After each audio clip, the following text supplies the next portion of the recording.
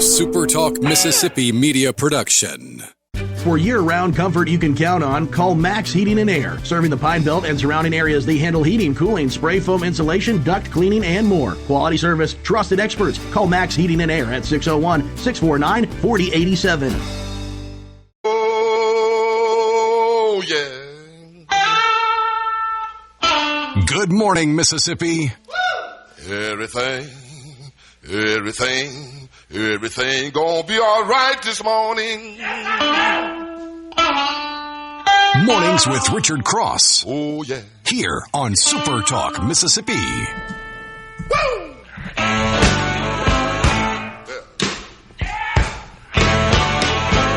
Now, when I was a young boy, at the age of 5, my mother said I was gonna be the greatest man alive. But now I'm a man, way past 21. Hey, good morning. Welcome in. Today is Monday, July 6th, the Monday after a holiday weekend. Does that mean you are energized and ready to go, or does it mean that you need a few extra minutes this morning, kind of moving slow? Coffee tastes extra good, just trying to get out the door and figure out a way to make it all happen. Whatever your state of mind is this morning, we welcome you. Welcome you into the conversation. There's lots to talk about on this Monday morning. Kind of the midway point of the summer. It is a turn the page time for a lot of people. The calendar has changed a little bit. We are no longer a part of the country that begins the new, secondary school year on the Monday after Labor Day. For a lot of kids in Mississippi, you're now just a week or two from, although most of those kids probably not listening this morning, but a lot of kids in Mississippi now just a week or two from starting the new school year. For others, you've got the better part of a month, but right around the 1st of August. And so you kind of got to the halfway point of the summer, and it's like, okay, what's left to do? Where are we going to go? What are we going to do? How many more days do I get to sleep in? And for some parents, it's okay. How much longer until we get back into a routine? Whatever it is, we're glad to be with you. 2 days after America's 250th birthday, Mornings with Richard Cross, presented by Community Bank. Good to be back home. Good to be back in the normal studio, normal setup with you alongside Lance Tolbert. I'm Richard Cross. Thanks for joining us. Lance, good morning, sir. Good morning, RC. Yeah, I'm thoroughly confused now from your breakdown of when school starts. Yeah, what do you mean? I have no idea what you're talking about now. Like, when does it? So, yeah, they're in summer right now. So in a week or so, potentially they go back. Is that right? Yes, there are the schools that have gone to a year-round calendar. And I don't know who all of those schools are. I know Starkville School District is one. They go back on, like, July 21st or something like that. Okay. So it's about a 4 to 6 week break in the summer. They get mid-June to kind of the middle part of July, and then they're back in school. Gotcha. But, I mean, my kids go back to school the first week of August. Yeah, which isn't very far away. I mean, we just crested July a month, 4th. Yeah, like a month from right now. Yeah, it's crazy. Yeah, I need to look into this year-round schedule thing just to be a little bit more confident on what's going on there. Because I didn't grow up with that. You know, we just had the big summer break and, pretty nice little Christmas break, but that was about it. Mm-hmm. And I think they've got a couple more breaks mixed in there these days, but yet they go back earlier. So right. So where I grew up in Oxford, they have gone to what they call it a hybrid schedule. It's not quite year-round, but there are, as you described it, more breaks throughout the school year. And then the summer's a little more compact. Not a lot, but a little. I have said before, if I were the czar of schools, and clearly I am not, because there are a lot of things that would be different, a lot of things that would be the same, we would start school on the Tuesday after Labor Day, and the school year would end on the Friday before Memorial Day. And we'd go about 2 weeks at Christmas, depending on, take 2 weeks at Christmas, get Wednesday, Thursday, Friday at Thanksgiving off. You get Good Friday off right before Easter. A couple of other federal holidays mixed in. And boom, otherwise we're going to school. But, I guess it's just about getting 180 days. Now, teachers have been advocates of less break in summer in the name of retention from year to year. Mm-hmm. That makes sense, yeah. I guess. As far as retention goes, maybe they would know better than I, what kids, what they've been up to for 3 months versus, say, 1.5, I guess. Maybe on high-level stuff, but I don't know. I suppose I should just defer to teachers on that and say, if you say so, I'll go along with it. I would love to see some numbers to really back that up. Hogman says, I've got a hybrid schedule too. Does he say I went when I wanted to or I work when I wanted to? Maybe he says he just went to school when he wanted to. Yeah, I think that's what he's saying there. It's like, he just showed up. He was smart enough that, he didn't have to be there for every lecture, but probably didn't miss the test, Yeah. Things certainly have changed over the course of the years that make going to school in August more tenable. Most every school has air conditioning in the classrooms, which was not always the case, and you do not have the same level of need for young farm labor that existed. There were a lot of kids that couldn't go to school in August because they were working on the farm and it was harvest time, and that was what was needed. But a lot of things have changed over the course of time. One thing that has not changed is it is hot in the month of July. Iuka, partly cloudy skies for you today with a chance of some thunderstorms this afternoon. High around 87, about a 60% chance of rain for you today with light and variable winds. Greenwood, partly cloudy skies for you. A stray shower or thunderstorm is possible as you go throughout the day. Meridian, by the way, Greenwood, high of 91. High of 90 in Meridian today, partly cloudy. Thunderstorm possible this afternoon. Winds out of the west at 5 to 10 miles per hour. And in beautiful and lovely Pass Christian, mostly cloudy today. A stray shower or thunderstorm possible. 89 degrees for your high. A little breezy today. Winds out of the west and southwest at 10 to 15 miles per hour. I will tell you this, 90 to 91 degrees in the swamp. I don't care what anybody says. There's no hotter 91 degrees anywhere on the planet than in the middle of the Delta, especially the South Delta, which is like a little fishbowl of dampness and moisture and humidity. Good Lord. It feels to me like you were talking about your weekend experience. Man, it was so hot. It was muggy and hot. But you look at the temp and it says 90, and you're going, man, am I just getting old or something?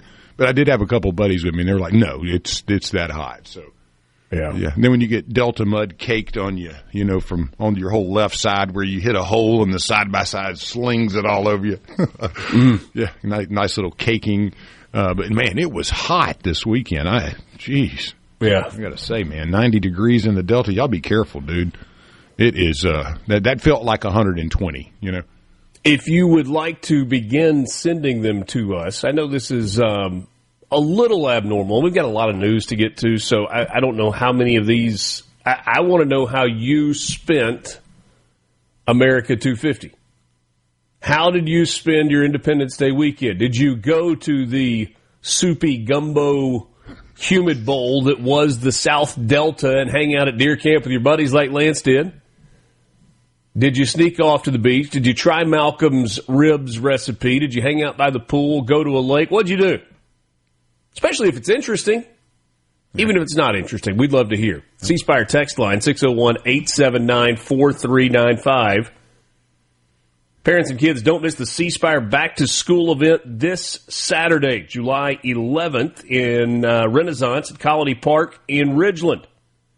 Tons of free family activities, tie-dye, ice cream, yard games, and more. See details at cspire.com. C Spire, customer inspired.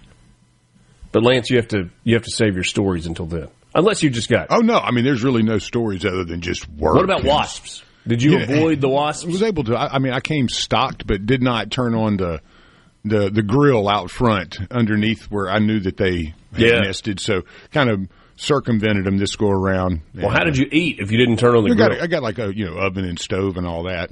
So we baked chicken instead of grilled the chicken. It was delish, but yeah, I was like, I don't know if I want to get into this trip. John Paul Jones was born on this day in 1747. The Scottish-born American naval hero and founder of the United States Navy, known for his daring exploits during the Revolutionary War, including the famous quote, "I have not yet begun to fight." You don't want to hear that from anybody. Not many people can be considered founders of an entire branch of the military. And yet John Paul Jones is.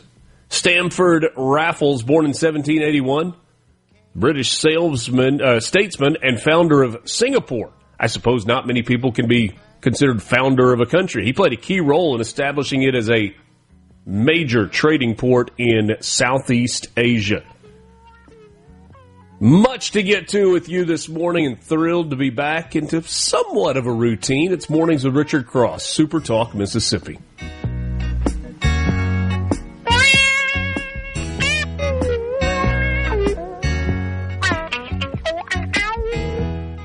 Good morning from the...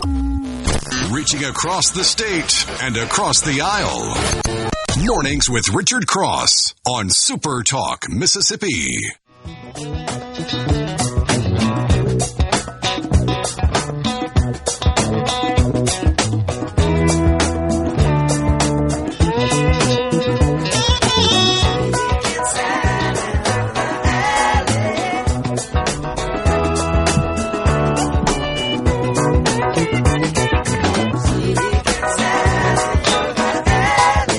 Welcome again. This is Mornings with Richard Cross, SuperTalk Mississippi, streaming at supertalk.fm and SuperTalk TV. Thanks for joining us. You can be part of the conversation on the C Spire text line, 601-879-4395. Nicholas I was born on this day in 1796. He spent 30 years as the Tsar of Russia, known for his autocratic rule and suppression of the Decembrist revolt. He's a dude, huh? He had to put down the revolt. That's Catherine the Great's grandson. I think she had passed away when he was about 4 or 5 or 6 months old. Then his parents became, the big dogs there, Emperor and Empress of Russia. Yeah. He's the first, the Nicholas I, the big guy.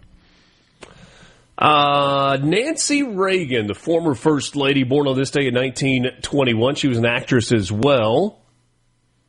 She was an advocate for drug prevention and Alzheimer awareness. Just say no. That was Nancy Reagan's deal, right? Yeah, just say no. And the DARE program, the Drug Abuse Resistance Education.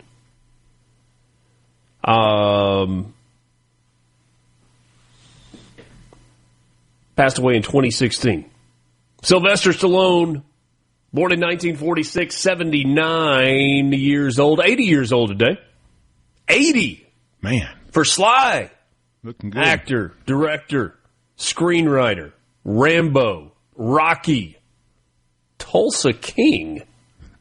Never watched any Tulsa King. Is it any good? Brother, you better put that on the list. It's one to watch, huh? Yes. It's really good. It's really good. Let's see here. George W. Bush, 43rd President of the United States, served from 2001 to 2009. Born on this day in 1946. Shares a birthday with Sylvester Stallone. Yeah.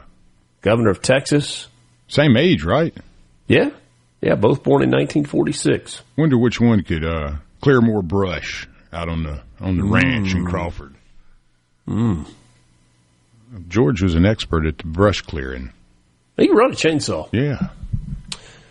50 Cent That's Curtis Jackson, born in 1975, the influential rapper, actor, and entrepreneur known for hits like In the Club and his business ventures. And Curtis Jackson's birthday. Yeah, and he's not a big fan of Diddy either, so. Yeah. Kevin Hart, comedian, actor, producer, famous for stand-up specials and a whole bunch of films and being worth about $1 gajillion.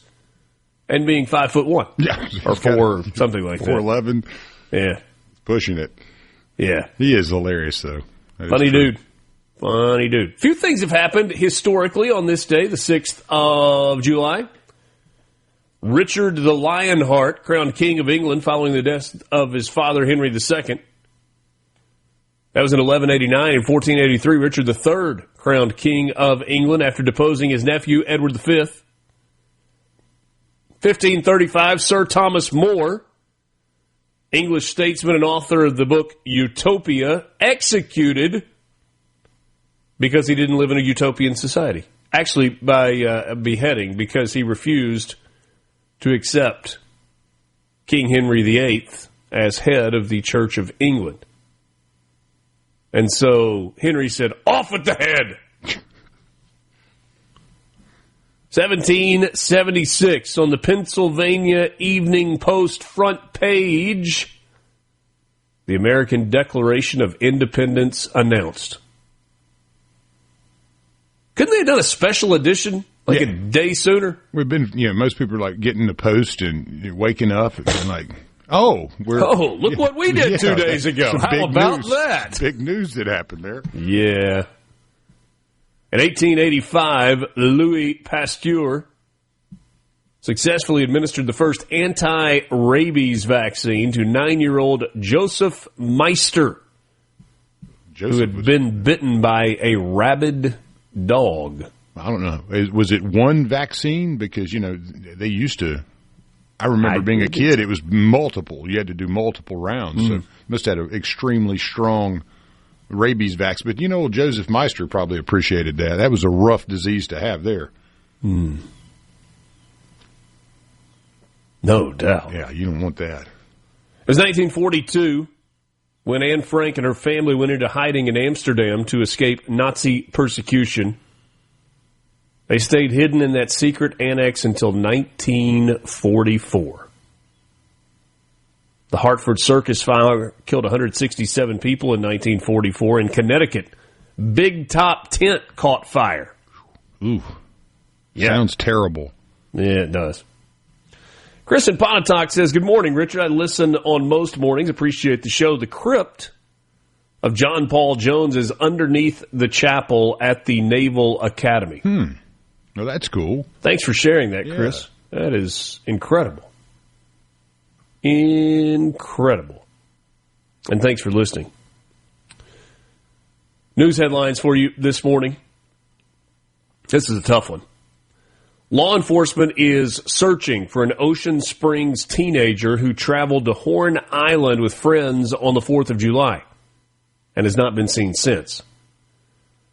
The Jackson County Sheriff's Department said that Nolan Xavier Wells, 18 years old, was last seen around 3 p.m. on the barrier island. It was crowded with boaters throughout the holiday weekend. Remains unclear whether he made it back to the mainland. From a Sheriff's Department release, Nolan was last seen on Horn Island wearing blue, not black, as previously reported, swim trunks, no shirt, and sunglasses. Currently searching Horn Island with assistance of the Department of Marine Resources, the Gulf Islands National Seashore, and the United States Coast Guard. JCSD says investigators have conducted several interviews since the 4th of July, and anybody with any information about his whereabouts, please come forward. Nolan Wells is described as a black male, 6'1", 180 pounds. Several Mississippi Gulf Coast officials urging, from the mayor's office to the sheriff's office to the police department to the Marine Resources, everybody's saying, hey, if you got any info, help us find this cat. United Cajun Navy has come over. They're trying to help. His mother's worried sick. Christine Wansley, she's made a bunch of social media posts saying, if you know anything, please let us know. He lost his phone at one point, or became separated from his phone at one point during the day. His phone has since been returned to his parents. If you're not familiar with Horn Island, a long, thin barrier island off the Gulf Coast of Mississippi, south of Ocean Springs, it's one of the Mississippi-Alabama barrier islands, part of the Gulf Islands National Seashore. Several miles long, but less than a mile wide at its widest point, occupies about 4.2 square miles.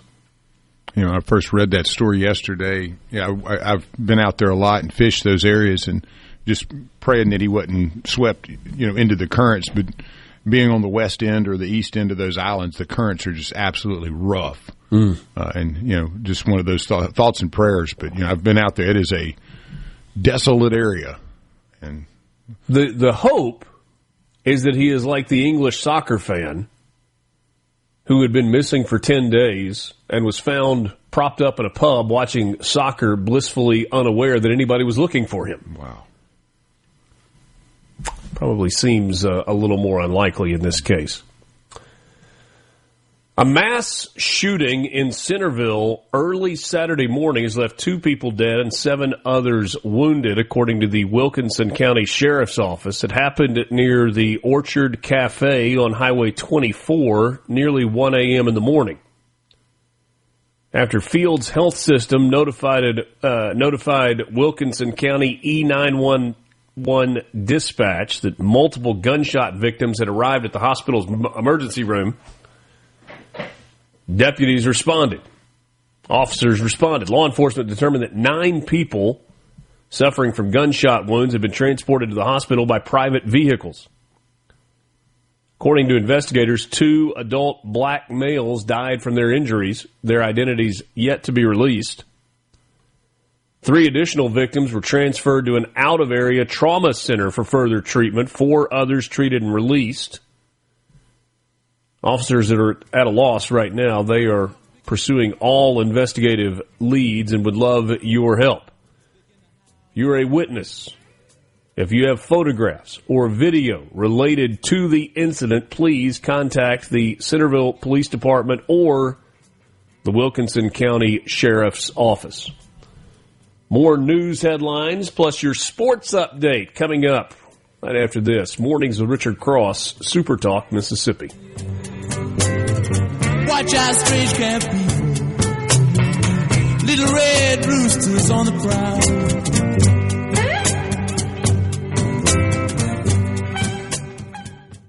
From the Seabrook. Join us each Sunday at 7:30 a.m. for the Word of Truth here on SuperTalk, Mississippi. That's the Word of Truth each Sunday at 7:30 a.m. on your local SuperTalk Mississippi radio station or online at supertalk.fm. SuperTalk.fm. SuperTalk.fm. Your one stop for all the news that matters in the Magnolia State. SuperTalk.fm. Everything you need to know at your fingertips. SuperTalk.fm. We have reached the point where the news of the World Cup will occupy a space in the 7 o'clock hour, even if Lance doesn't want it to. What is this, the World Cup? If you haven't jumped on board yet, you're just simply missing out at this point. And it has nothing to do with whether or not you like soccer or not. So stay tuned for that. It is coming up. A DeSoto County School Board member who served as a character witness for a former teacher and coach convicted of sexually abusing a child is suing the local district attorney for defamation. There's a lot in that sentence. Let me say it one more time. A DeSoto County School Board member who served as a character witness for a former teacher and coach who was convicted of sexually abusing a child is suing the district attorney for defamation. It's a lot there, Lance. I'm going through this one with a fine-tooth comb, man. Yeah. Well, here are a few of the details. Michelle Henley, who represents District 2 on the 5-member school board, has filed a suit against DeSoto County District Attorney Matthew Barton, alleging that he wrongfully accused her of supporting child predators. The lawsuit follows an impassioned statement that the DA, Barton, made about the school board member, Henley, speaking positively about the character of Lindsay Whiteside, the convicted, while she awaits a federal trial for having a sexual relationship with a minor. Whiteside is a former basketball coach at DeSoto Central High School and a youth minister at Getwell Church in Olive Branch. She's accused of having a sexual relationship with a female teenager who was between 14 and 15 years old. That was back in May of 2024. The abuse allegedly entailed the two exchanging more than 60,000 text messages. Good Lord. Whiteside was serving in planning capacity for the church's youth trips. She pleaded guilty to sexual battery of a child at the state level last October. She got 3 years house arrest. That made a bunch of folks in DeSoto County mad, including the DA, thought the sentencing was too lenient. Since then, she has been charged with a federal crime. We've had 3 delays in the start of that trial. Whiteside is facing a minimum of 10 years if convicted at the federal level. Henley's influence was believed to have been the catalyst behind the light state-level sentence. School board member referred to Whiteside as supportive and helpful when discussing the role the coach played in her daughter's life. Barton, the DA, was pursuing a 30-year state sentence against Whiteside. He argued that the board member used her position as an elected official to sway the judge's view of the former youth minister and coach. Several community members and parents, including the stepfather of Whiteside's alleged victim, echoed the DA's sentiments publicly at a school board meeting in October of 2025, accusing Henley of protecting pedophiles.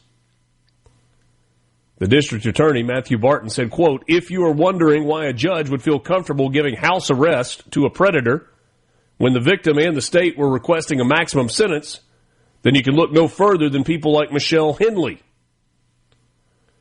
The school board in November unanimously stripped Henley of her chairmanship, but they did not have the power to dismiss her as a board member.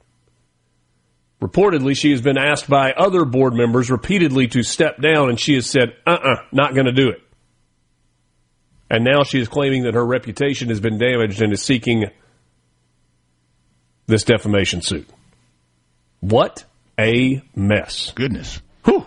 Well, I mean, she stood behind Whiteside, and now Barton, who is a tough guy, we know that, didn't put up with a lot, upset that he has accused her of supporting child predators. Well, I mean, you supported the person who was caught.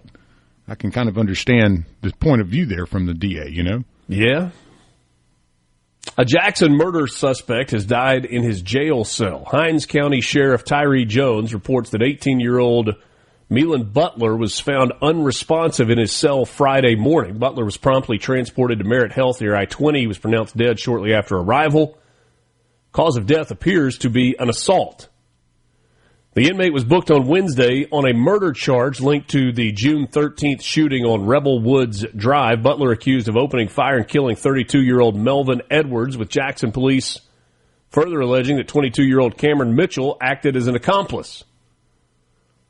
Butler's bond was set at $1 million on Thursday. A video that had circulated on social media seemingly indicated Butler was killed in retaliation for Edwards' death, though Jones, the sheriff, did not comment on the nature of the post. MBI is now handling assessment in this case.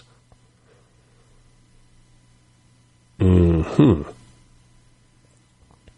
County now has an interim district attorney following the resignation of Jody Owens. You may remember we talked about this last week. He reached a plea agreement last Monday connected to the Jackson bribery scandal. He officially stepped down from his elected post on Wednesday. Hinds County Judge Winston Kidd appointed 1st District Attorney Brad McCullough to Owens' position as a temporary placeholder. As DA Pro Tem, McCullough is tasked with fulfilling the office's duties, prosecuting cases, cooperating with federal officials regarding changes within the office, etc. Per state law, the governor, Tate Reeves, has until July 11th to appoint a new district attorney, though employees within the office likely want that appointment to be made as soon as possible. A special election will take place in November to solidify a permanent DA. Whoever is elected district attorney in November, though, will likely have to continue hitting the campaign trail as the district is expanding to accommodate Jefferson and Claiborne counties beginning on New Year's Day in 2027. A new election will be held in November of 2027 to elect the DA for the Tri-County District, and at this point, the governor has made no indication as to who the appointment will be. Whew. Yeah, I mean, as long as this has been going on, it's hard to believe that someone in that position, Owens, would have been able to do his job effectively. You know, it's kind of odd that you're just now getting around to it. I know that he has pled guilty, but man, with all the court appearances and all the things that have had to be done over the last few years regarding this, you would think that would have been a difficult job to handle, being DA and then also being the subject of an investigation. No doubt. I'm sure it's nice to have somebody in there that's, you know, get to work. You would think. Time for your morning sports update, brought to you by Pearl River Resort, online at pearlriverresort.com. Pearl River Resort is your home for family fun, casino thrills, and live entertainment. If you want to play golf, you can do so at Dancing Rabbit Golf Club. 2 18-hole championship courses, the Oaks and the Azaleas. Book your tee time online at dancingrabbitgolf.com. That's dancingrabbitgolf.com. 2 games yesterday in the World Cup. Erling Haaland scored 2 late goals yesterday as Norway stunned Brazil on Sunday, winning 2-1. That was yesterday. Neymar had the goal for Brazil. That was in extra time. Haaland scored goals in the 79th and 90th minutes. An exciting match in the round of 16. Brazil has failed to advance out of the round of 16 in now 6 straight World Cups. They are the 5-time champions of the World Cup. And last night, oh man, what a match. England 3, Mexico 2 at Azteca Stadium in Mexico City. Ooh. Bellingham scored 2 goals in a span of about 3 minutes for England to put them up 2-0. Mexico answered with a goal in the 42nd minute. England had a player that was given a red card, taken off the field, and so they played with 10 for the final 40-plus minutes of the match. Henry Kane scored on a penalty kick in the 60th minute and then was called for a penalty, setting up a PK for Mexico. In the 69th minute, they scored, making it 3-2, and then England held on with just 10 men the rest of the way. 2 matches today, Portugal and Spain at 2 o'clock this afternoon. And then tonight, it is the USA and Belgium. And the drama surrounding that match, again, I told you, we'll get into that coming up in the 7 o'clock hour. Burgers versus waffles. Give me a burger and fries. That's what I'm talking about, no? And I typically love waffles.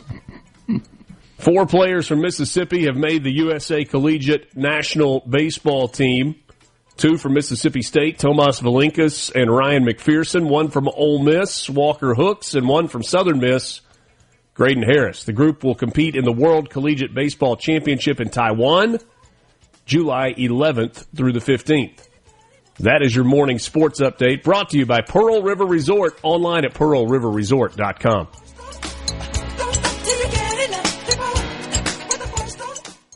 Good morning from Grab another cup of coffee and start your day right. Mornings with Richard Cross here on Super Talk, Mississippi.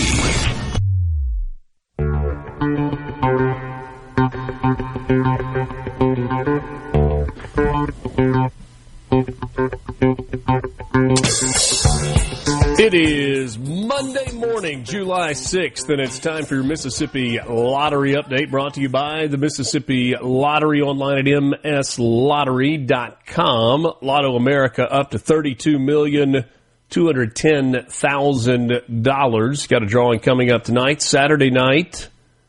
Nobody won.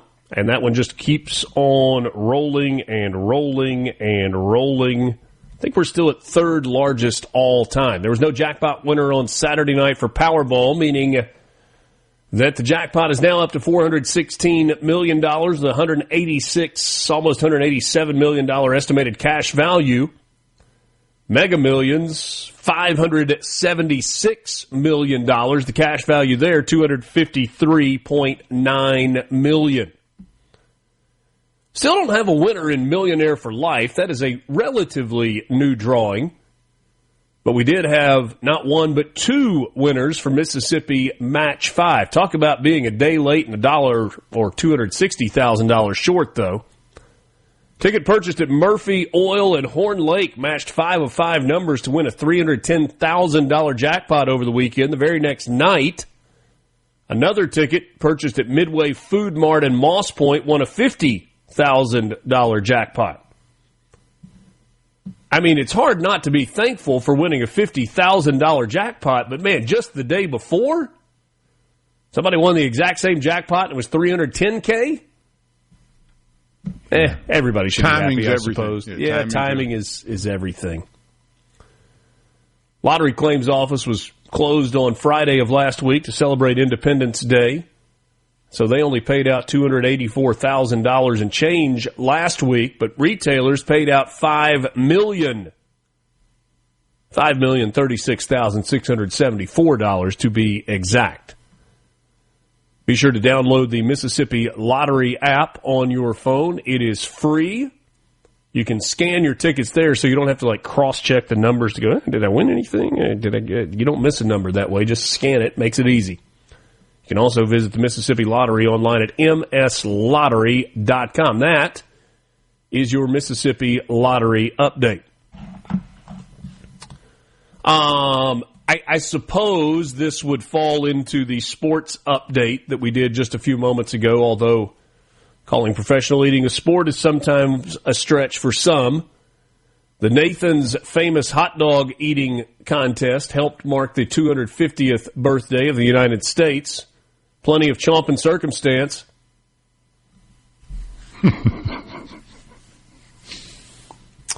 Record holder Joey Chestnut took down 66 hot dogs to claim the mustard belt for the 18th time in his career. Meanwhile, Miki Sudo down 38 3/4 hot dogs for her record 12th victory. Joey Chestnut, after it was over, said, I knew I was going to be able to get the win. I've got so much room left. He beat out 13 competitors who came from around the world, trekking as far as the Czech Republic, Australia, and South Korea. He won by 16 dogs, beat Patrick Bertoletti, who was the second-place finisher at a mere 50 hot dogs. However, Chestnut was well short of his all-time record of 76 dogs eaten. I can't even comprehend that. I mean, I like a hot dog. That's one of my favorite things. But you would imagine. I don't want my hot dog and bun dipped in water. No, I mean, I can't even comprehend that. And two, when you're done with that, do you ever eat a hot dog other than when there's a competition? I don't think you're going to a ball game and be like, hey, let's grab a dog. Yeah, I'm good. Get a bucket of water while you're at it. It's been a pretty eventful year for the famous hot dog eating contest. Nathan's was sold to meat giant Smithfield. This past year, Chestnut was accused of slapping a man at an Indiana bar, and he pleaded guilty in April to a misdemeanor battery charge. He's still on probation, but allowed to travel outside his home state of Indiana. His lawyer said that what happened was a misunderstanding and that Chestnut took responsibility for his actions. Major League Eating, the hot dog contest organizer, which oversees the contest, said the criminal case didn't affect Chestnut's eligibility for the competition. Of course not. Smithfield's owned by the Chinese, own the majority now, I believe. It has been for quite some time, so I guess they're getting into the eating competition, you know? I'll take your word for it. How did you celebrate America this weekend? We would love to know. Your messages on the C Spire text line, 601-879-4395. 601-879-4395. The news is coming up next. Talk a little bit about America 250, celebration that was rained on but not canceled in our nation's capital. What about the World Cup drama? Minority Leader Robert Johnson will join us in the 7 o'clock hour. There was a wedding in New York City this weekend that seems as if a lot of people are interested in. JT Mitchell from the SuperTalk news team. All of that on the way with you. Mornings with Richard Cross, SuperTalk, Mississippi. We're back with you right after this.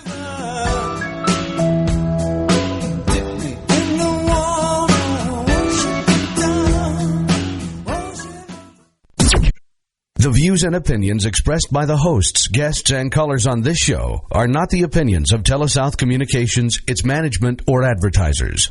Take a deep dive into the news and debates driving the day, all on your ride to work.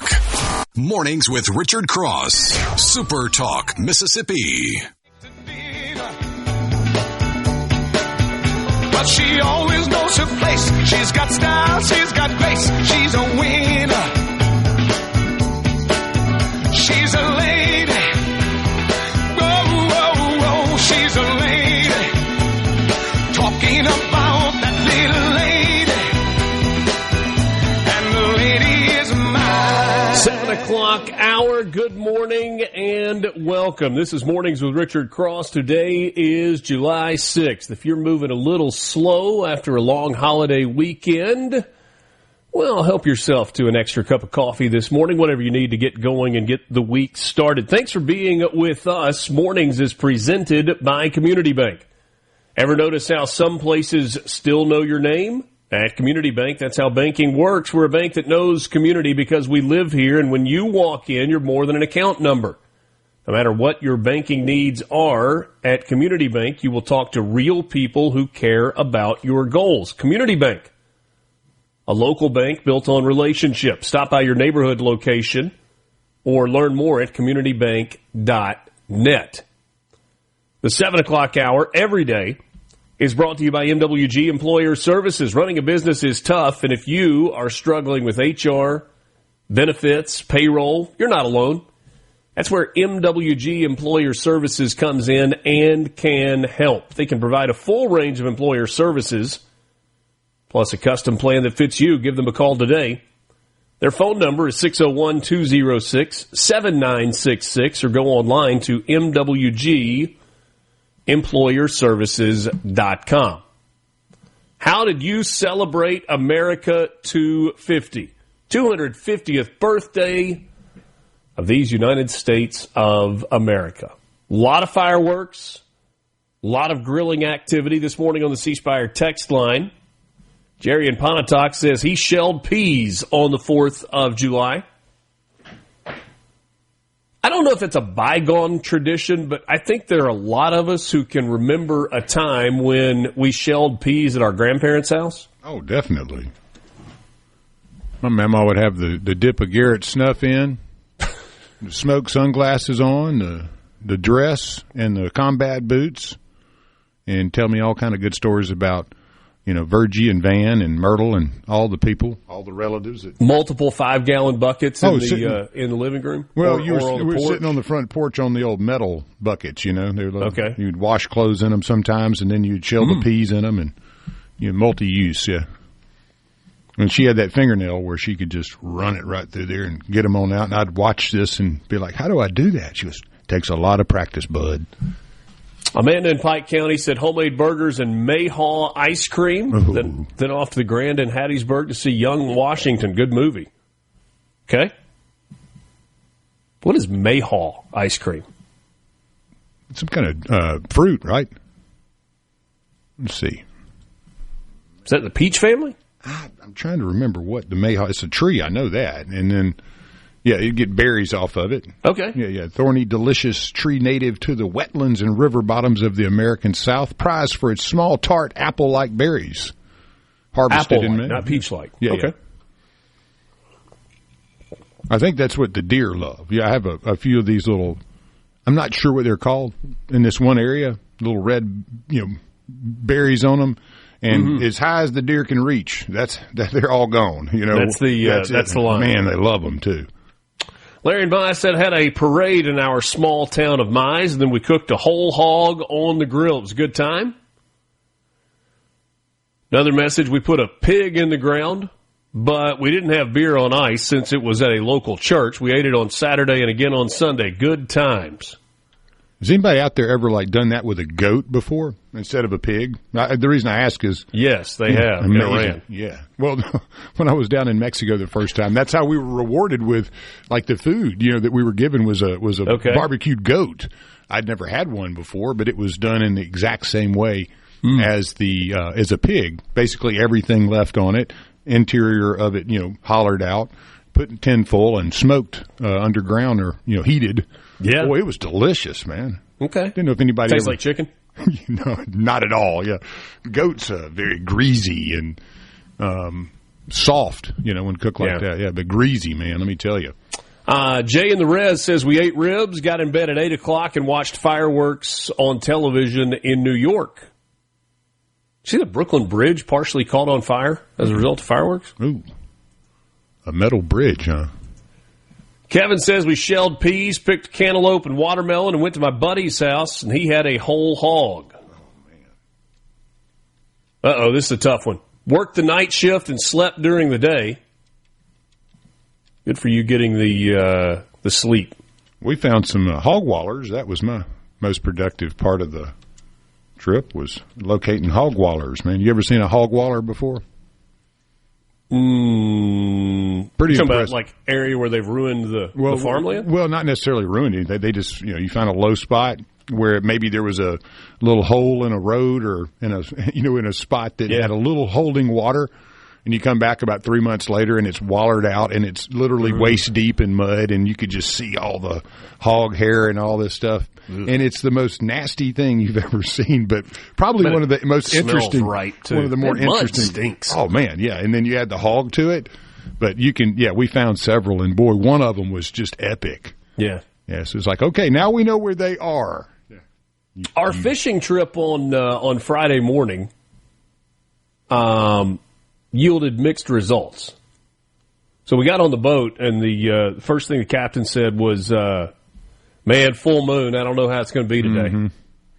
My daughter asked me, she's like, hold on, the moon really affects the fish? He said, every organism in this vast ocean is affected by the phases of the moon. He said, from plankton to the biggest shark out there. I said, really? And also, it's mating season for sharks, and so that caused some problems. So we were out for about 4 hours. We caught 6 fish, but it happened early and fast. What'd y'all catch? Snapper? We caught 2 bonita. Okay, yeah. Which are good for nothing, but they're fun to catch. Bait fish. Yeah. And caught 4 or 5 mangrove snapper. Mm-hmm. And they were beautiful. Big mangrove snapper, good eating, too. Yeah, and the plan was we were going to cook those on Friday night, but everybody was kind of tired, and we decided we're going to freeze that and bring it home, and we're going to have some fish tacos when we get home. There you go. I mean, spending 4 hours on a boat rocking around in the sun, it'll wear you out. Yeah. Goodness. Yeah, it was hot.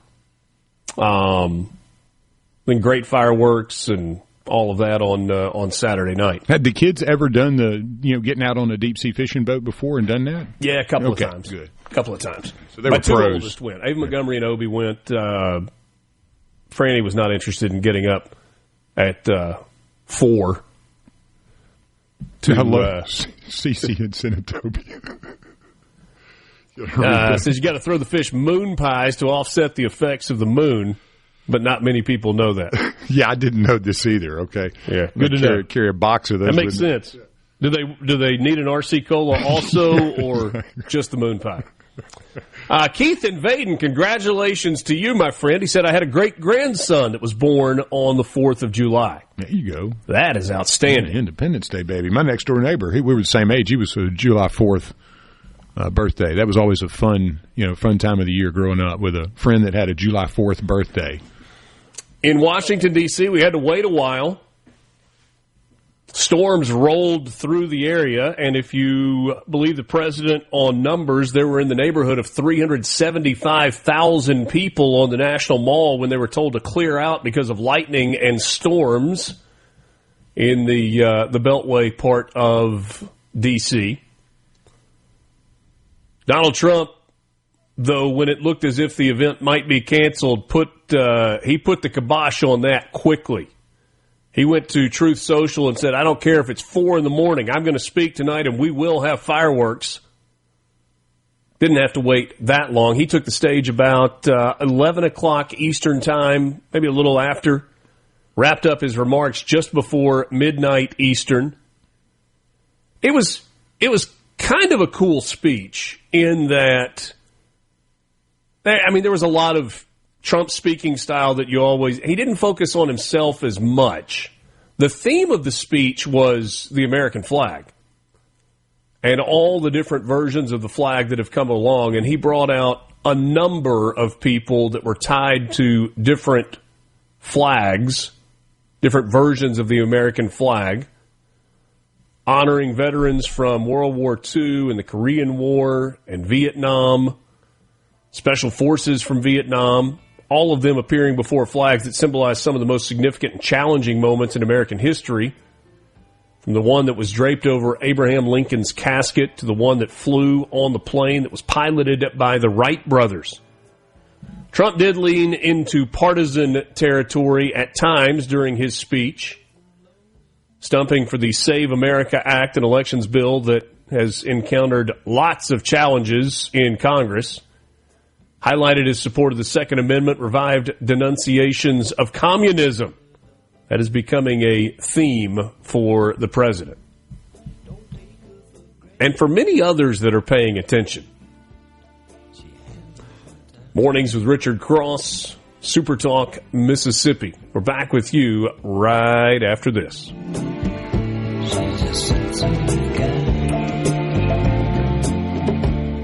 Gremlin Venable. From Duck Hill to Alligator, Mississippians start their day the right way. Mornings with Richard Cross on Super Talk, Mississippi.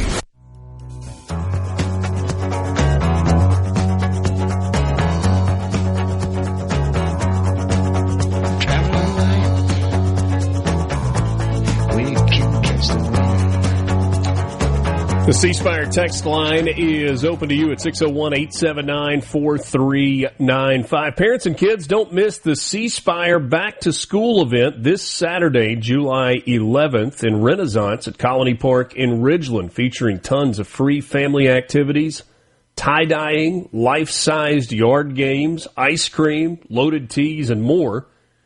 If you're going to give your child a phone or watch for school, this is a great place to start. You can get exclusive back-to-school deals on kids' devices and parental control setup with your local C Spire Blue Shoe crew. So don't miss out. See details at cspire.com. C Spire, customer inspired. I don't know how closely you have been following the World Cup. Viewing numbers suggest that lots of people have been. And the United States and Belgium will play a soccer game tonight. But the drama since the last United States match on Wednesday and tonight's match with Belgium to try to advance to the round of 8 has been significant. Flo Balogun, or Folarin Balogun if you prefer, can thank Article 27 of the FIFA Disciplinary Code as to why he will be available for the match tonight. Balogun, who was shown a red card in the round of 32 game and was suspended one game without an option to appeal in a controversial ruling, had that suspension reversed yesterday. in advance of the clash with Belgium. According to Article 27, the judicial body may decide to fully or partially suspend the implementation of a disciplinary measure. Now, there is a probationary period that will follow Balogun for the next year if he commits a similar act during that stretch in which he may be penalized. So Balogun will have to operate with some level of caution. He was instrumental in the U.S.'s win over Bosnia, fighting for a ball when his foot made contact with the area around his opponent's ankle. The play appeared to lack intent, and it appeared similar to other moments in this World Cup, including one from Argentina's Lionel Messi that did not draw a red card, prompting plenty of uproar. Turns out the President of the United States was involved, at least to some degree. He reached out to President of FIFA, Gianni Infantino, directly to ask him to review the suspension of the breakout star for the Americans following that controversial red card. FIFA suspended the suspension yesterday. Suspend the suspension, meaning that Balogun can play tonight. Trump went to Truth Social and applauded the decision. Thank you to FIFA for doing what was right and reversing a great injustice. But wait, there's more. I woke up this morning to a notification on my phone about 5 a.m. that Belgium, the U.S. opponent tonight, is now seeking a review of the lifted suspension. You may not be a soccer fan. However, if you are a soap opera fan, then you may be in the right spot, because that's what this is. You have soccer people, smart, good soccer people, who are saying that the initial foul call on the American player should not have risen to the level of the red card. Ultimately, what FIFA ruled was, at least in part, that the proper process was not used. There are some that have made comparisons to Southeastern Conference football officiating being no different than FIFA World Cup football officiating. But they have video-assisted referee, VAR, VAR. That's what it's called in soccer circles. And one of the rules in using VAR to determine penalty or not, foul or not, is you got to watch the play in real time. And what the television broadcast showed, and what ultimately FIFA admitted, was that they used still shots and freeze frame to say, hey, this was egregious, he's got to go out. Well, yeah. When you put it in slow motion and you see a foot on an ankle turning sideways, it looks pretty bad. But when you watch it in real time, you're like, there was no intent there. They were both going for the ball, et cetera, et cetera. So that is where we have arrived on match day. Balogun can play, but now Belgium is going, wait a second, this is an injustice. We thought this was an April Fool's joke, not a 4th of July decision. Goodness gracious alive. The match tonight is in Seattle.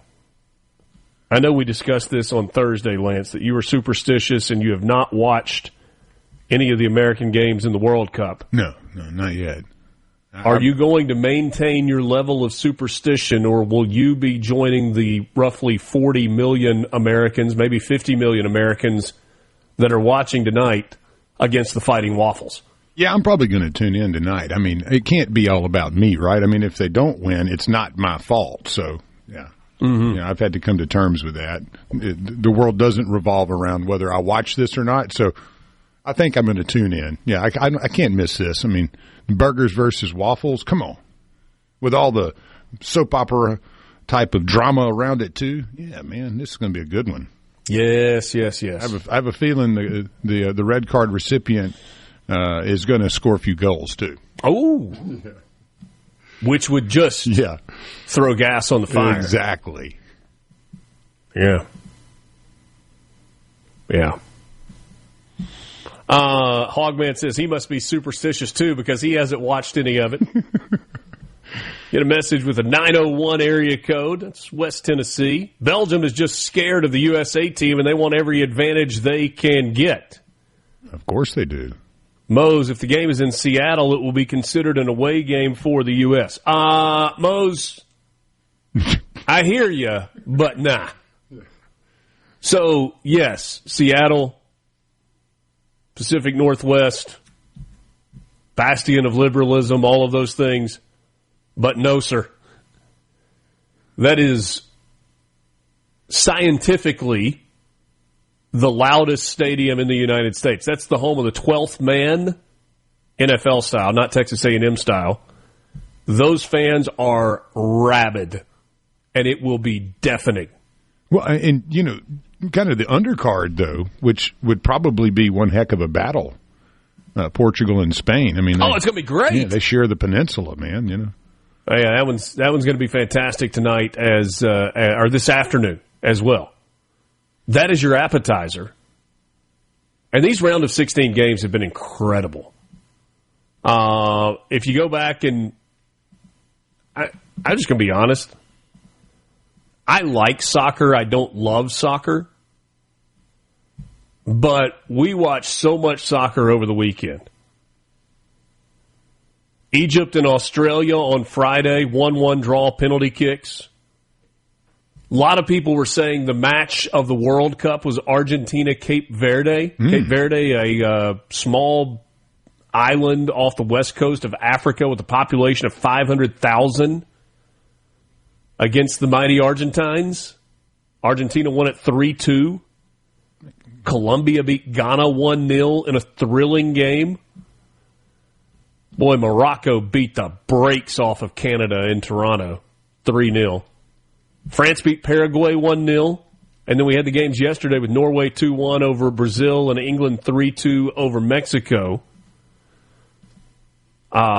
Just really, really good stuff. And then you got Nana Kwaku Bansam. Who? The witch doctor, yeah. Oh, that guy. Yeah, there's so much going on. It's absolutely phenomenal. Even though I haven't watched much of the games, everything that happens as a result of the World Cup being here has been absolutely phenomenal as well. Yeah. Mike in Gulfport said, saw a red card pulled on England last night as Mexico was struggling and running out of time. It appeared as incidental play contact. England still won, but now they have to go a man down. Not good. Well, Mike, the man down does not carry over game to game. It's just a player not being available for the next game. Brent in Caledonia. Is it louder than Davis Wade with the cowbells? From a decibel level, yes. Yeah. Who's the tall, long, blonde-haired dude? That's Norway's best player, Holland. And he was legit yesterday with both of Norway's goals. And they got to row the boat once again. Really cool post-match celebration. Everybody wants to sing Country Roads tonight, though. Robert Johnson will join us next. Mornings with Richard Cross. From thecbro.com, Mississippi, you're starting your day off right. Welcome to Mornings with Richard Cross here on Super Talk, Mississippi. That my life went on too fast, and I had to take it slowly just to make the good part last. But when you're born to run, it's so hard to just slow down. So don't be surprised to see me back in the bright. Glad to be with you and glad to welcome in our first guest of the week. Robert Johnson, the minority leader in the Mississippi House of Representatives. He represents District 94. That includes Adams, Franklin, and Jefferson counties. Good morning, sir. Good morning. I guess it's a great thing that I'm your first guest on a Monday after the 4th of July, 7:30 in the morning. I feel honored. I requested you, and so I appreciate you making some time for us. A couple of things we got to get out of the way first. Independence Day activities. Anything fun that you did to celebrate America's 250th birthday?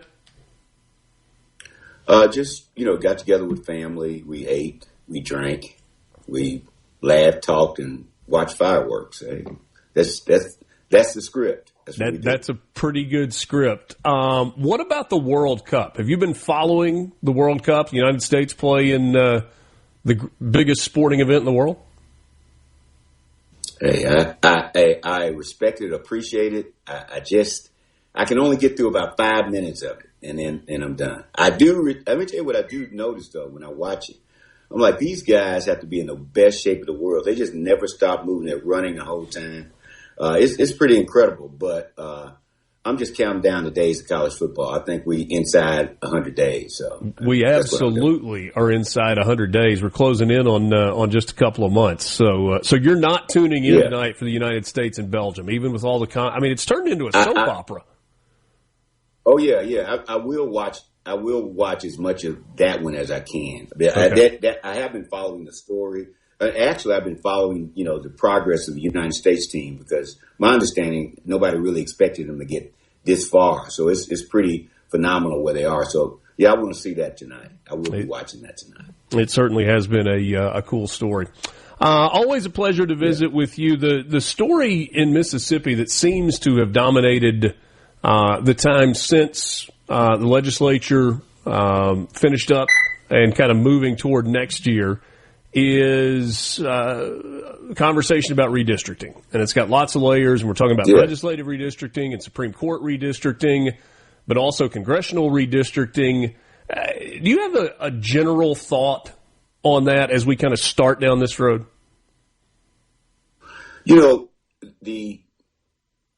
I've gotten to be kind of pragmatic about politics because everybody on both sides, Democrats and Republicans, we get caught up in themes, and this is just a theme. There is really no real functional reason for us to do any redistricting. I mean, when you think about it, we went through a very serious redistricting issue, in 22.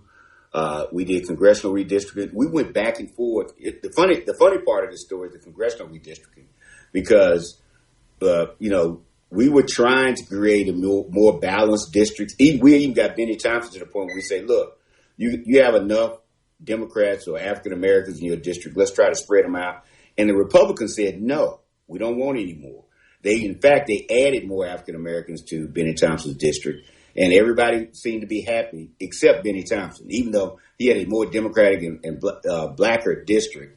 But the problem is it takes up almost half the state. Geographically, it's just huge. So if you talk to people intimately in the circles around the Capitol, there's really no stomach for any new redistricting.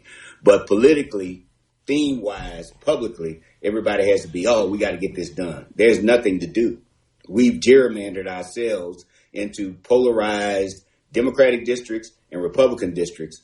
And even though, maybe me singularly, I'd like to see more balance. I'd like to see everybody in a 50-50 district. I'd like to see I'd like the people of Mississippi to be heard. But right now, all we have is Democrats, and you just stick to a theme, whether it's getting anything done or not. Republicans do the same thing. So, what I hear in our quiet circles is that there may be some redistricting on those 3 new districts that Judge Aycock required the state to redo. Right. But other than that, I don't think you'll see much. So that's congressional redistricting, but with Judge Aycock, we're talking about legislative redistricting, and that affected that affected DeSoto County and some areas in the Pine Belt. And part of the argument that I've heard for that, and there are people that have said, "Hey, let's go back to the 2022 maps." The lieutenant governor even suggested that, hey, maybe we ought to start from scratch because those maps were drawn based on race. The gerrymandering part of the conversation is fascinating to me. Because some people talk about gerrymandering and they're talking about it from a race standpoint, but that goes in both directions, right? I mean, districts that are gerrymandered to create majority-minority districts, and Republicans are screaming, no, that was based on race, but Democrats are saying, hey, that was to balance things out.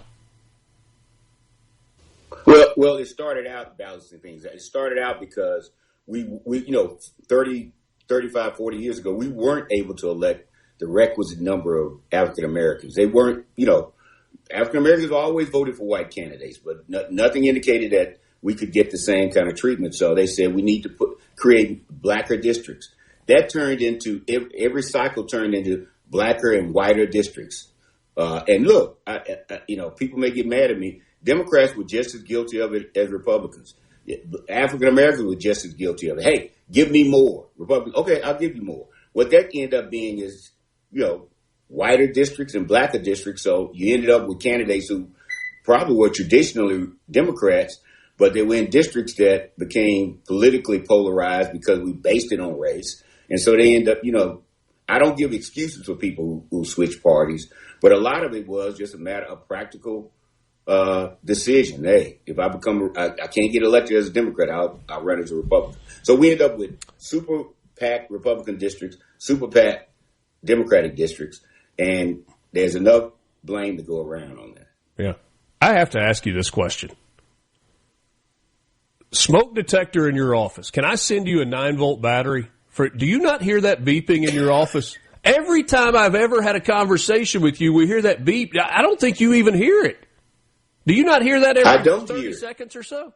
No. I think it's been going on so long that you don't even hear it. No, I don't. I mean, I had a smoke detector. I took the battery out.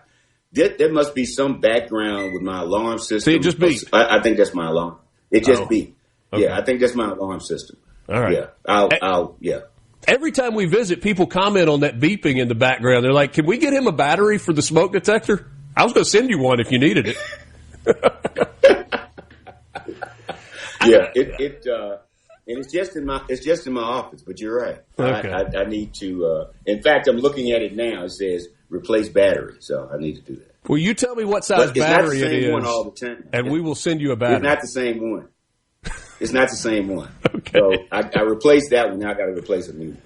Yeah. You said something that's interesting to me just a second ago, and that is about people switching parties.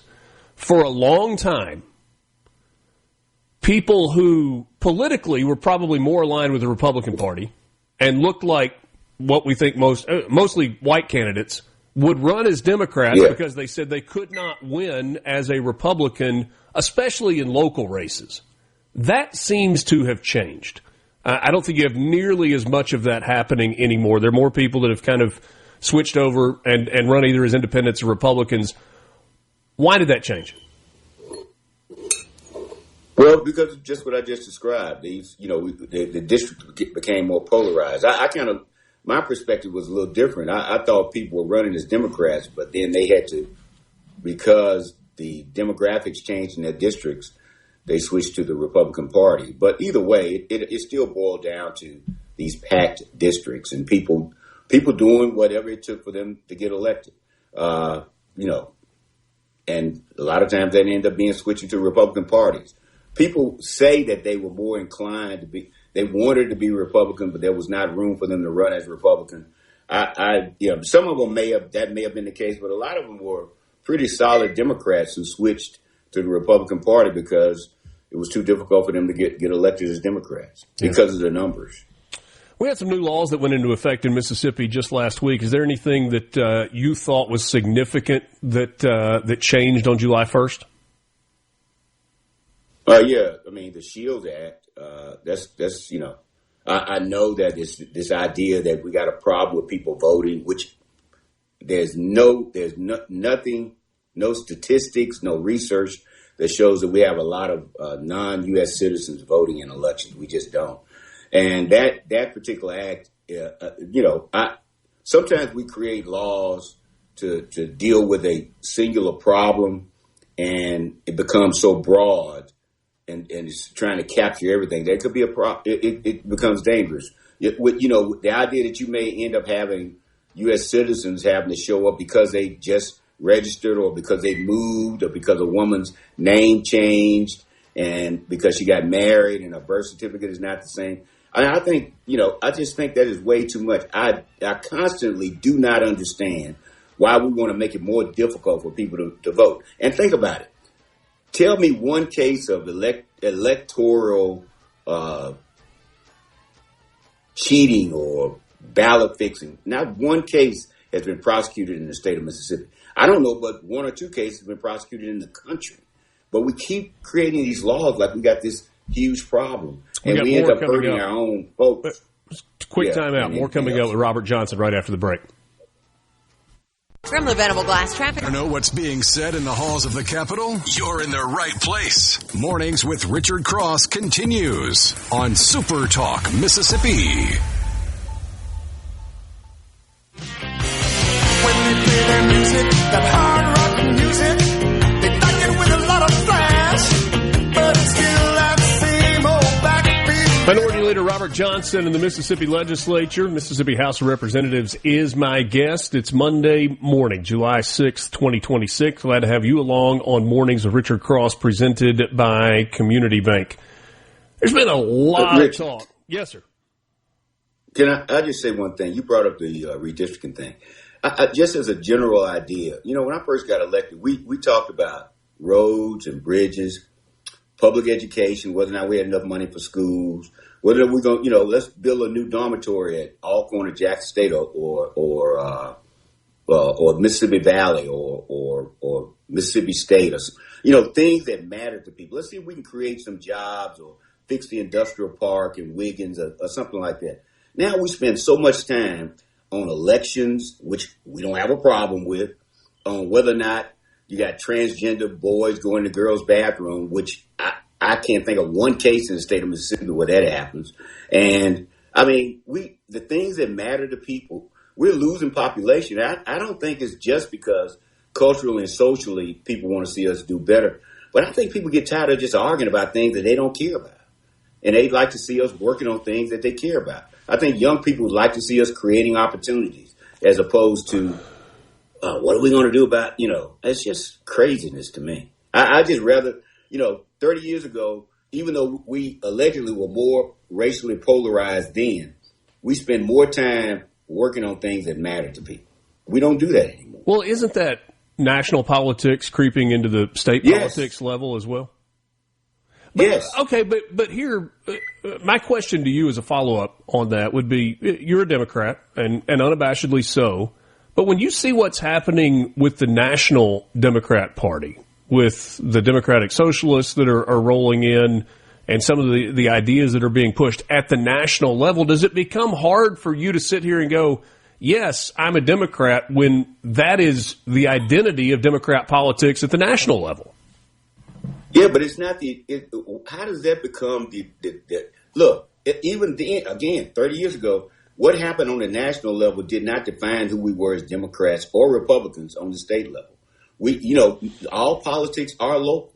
And I got in trouble with Democrats, with not Democrats, but with a small minority handful of people who said, well, you all don't talk about the LGBTQI or transgender. I said, because there are things that we have that we have to work on as Democrats that take priority over those things. That may be something people want to talk about nationally. It's not here. The whole, elections. We want to make it easier for people to vote. But more importantly, I want to build a new, when I mentioned Mississippi Valley State, I want to create a more inviting environment at a school that's very necessary to the Delta. I want to see the state invest in that. I think that part of the state is incredibly important, and I think that's where we grow from. I think we ought to do that everywhere. But I do think that the national issue, Republican and Democrat, the way the parties project themselves and the issues that seem to be taking priority, they don't have to be ours. The core issues, working people, labor, public education, making sure that we take care of people, make sure they got good health care. Those are Democratic issues as a Democrat that I'm connected to. But I don't. And I think those are conversations that are worth having. And you've mentioned Mississippi Valley State and Alcorn a couple of times. The next time you and I visit, hold me to this. We need to have a conversation about the IHL and this funding formula that they've been talking about and performance-based funding. Crazy. And how so? Just nutty. I mean, how do you judge a school's worth by the income of the people that graduate from the school?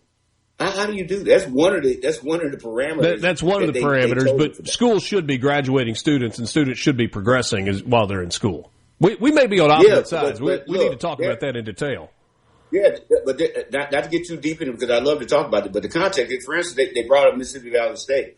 There are more people who go to Mississippi Valley State who stay home and work and contribute to the economy in the state of Mississippi than anywhere else. They said, well, people are starting but not finished. That's because they're working part-time. If you start at Mississippi Valley State, you're probably poor and you're going to school part-time. So it's taking you 5 to 6 years, maybe 7. But you're finishing and you're staying and you're getting elevated in the job that you worked at college, because now you have a college degree and you're staying in Mississippi. You're not flying off to Houston or Atlanta or wherever the hell else everybody goes instead of staying here. So, I mean, I can give you some numbers about that show you how valuable a school like Mississippi Valley is, but not the numbers based on a formula that somebody sitting in a little closed cubicle just coming up with some numbers. That doesn't work here. It doesn't work here. We'll do that more next time. I got to ask you this before we go. There's so much debate about who's going to be in the race for governor on the Republican side. It's been quiet on the Democrat side. Everybody just assumes it's Brandon Presley. Is it just going to be Brandon Presley? Is he going to have a Democrat primary opponent? And why is that opponent not going to be you? Or is it? It's not going to be me. Why not? It's not going to be me. But, well, I don't think the state is ready. But I'm ready. I'm ready for them. I don't know if they're ready for me. But no, we have candidates, and we're keeping it close to our vest. But you're saying there's a lot of talk about. It looks like everybody on the Republican side is running. Just about everybody. They're going to be a bunch. I appreciate your time as always. Let's do this again soon. Yeah, Richard. Thank you. I'm looking forward to coming back. Mornings with Richard Cross, Super Talk, Mississippi. That is Minority Leader Robert Johnson. We're back with you. 8 o'clock hours next. Inside track on Mississippi politics. Yeah! Mornings with Richard Cross on Super Talk, Mississippi. Now that I'm starting to learn, I feel I'm growing old, 'cause yesterday's got nothing for me. Oh, pictures that I'll always see. Time just fades the pages in my book of memories. Brands in my pocket and no hand in this. 8 o'clock hour. Good morning to you. If you're just joining the conversation, welcome in. Hope your day is off to a good start, that the coffee tastes just right, and you can kind of rub your eyes as you head to the office this morning or wherever work happens to be. Mornings is presented by Community Bank. When it comes to money, trust isn't automatic. It's earned. That's why Community Bank does things the old-fashioned way. When you come to us, we take the time to listen to you and discuss any questions you have. Whether you're saving, spending, or planning ahead, you'll find bankers who know the community because they're part of it. Community Bank, banking designed with you in mind. Visit us in person or online at communitybank.net, communitybank.net. Appreciate Robert Johnson. Always a good visit with him. There are things he says that some of you disagree with. There are things that he says that cause some of you who are asking questions like, Mr. Leader, why are you not running for governor?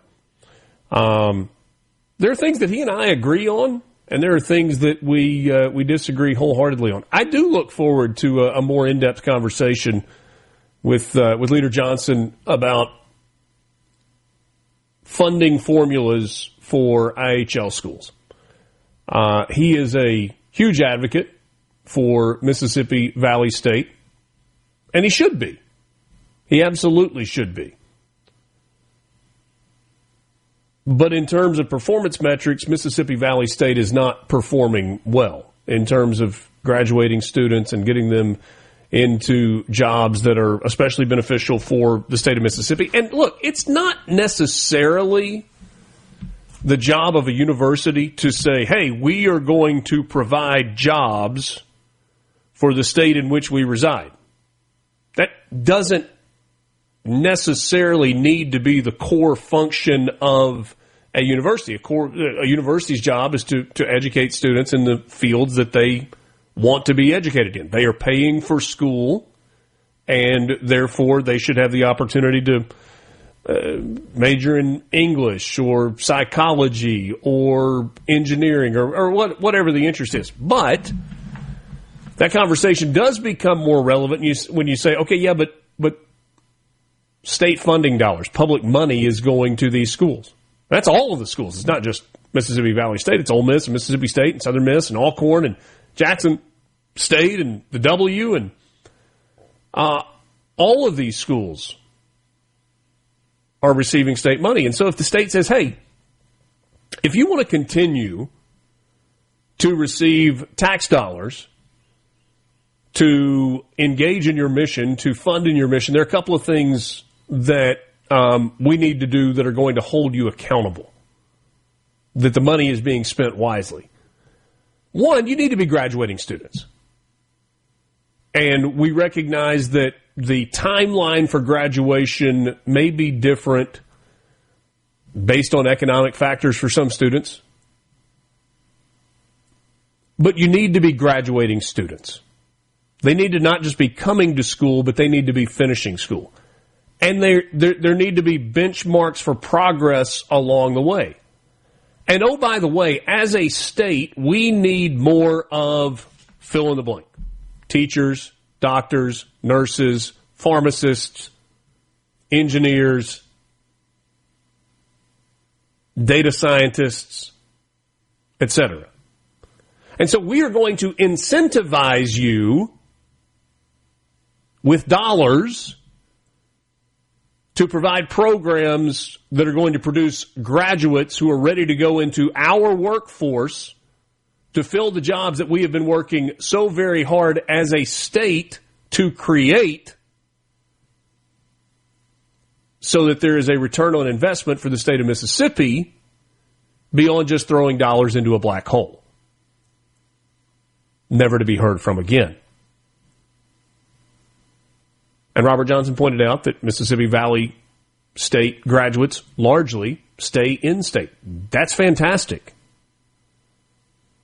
But the graduation numbers have got to be higher than they are. I do genuinely look forward to continuing that conversation with Leader Johnson in the future.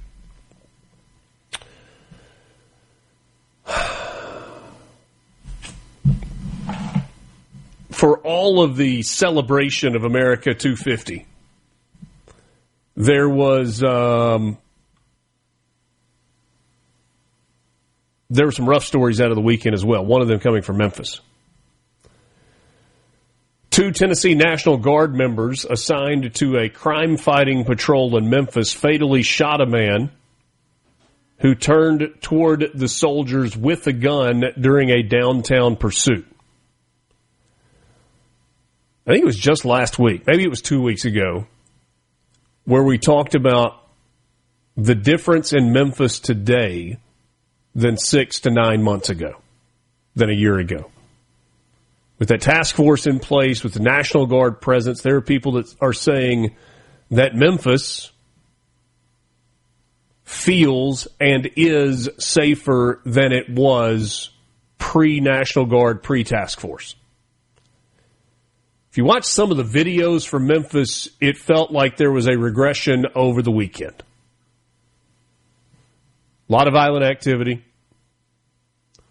Those Guard members that shot the person who pointed a gun at them are part of the federal task force in Memphis created by President Trump, who last year sent troops and federal agents to Democrat-run cities that he described as overrun with crime. The governor in Tennessee, Bill Lee, was extremely supportive of the measure. Authorities said the soldiers in Memphis were responding with local police to reports of gunshots around 4 a.m. when they began pursuing an armed man fleeing on foot. The guardsmen opened fire after the man turned toward them with his weapon. That is according to the Memphis Police Department.